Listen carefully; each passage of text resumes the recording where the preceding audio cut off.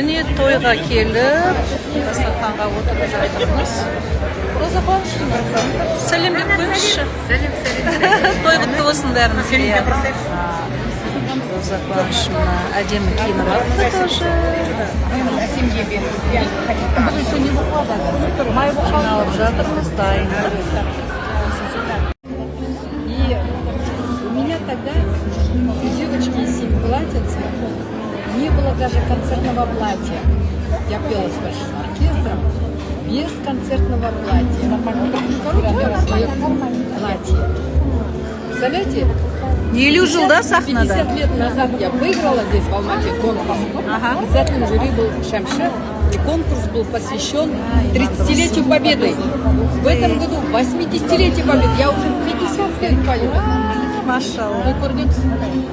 Аман болыңыз, тағы да жүре беріңіз арамызда, еркелеп. Осында керемет история.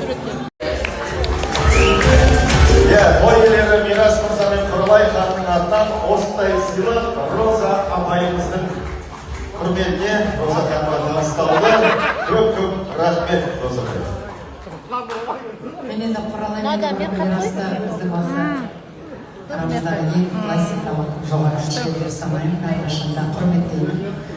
Енді осы құрметтеріңізге үлкен рахмет сіздерге. Мен деген өзімше қолдайын, бір-екі әнімді шырқайын, өзімнің ақ тілегімді айтайын деп келген едім, мынандай сыйлыққа келіп. Аяқ астынан не болып қалдым?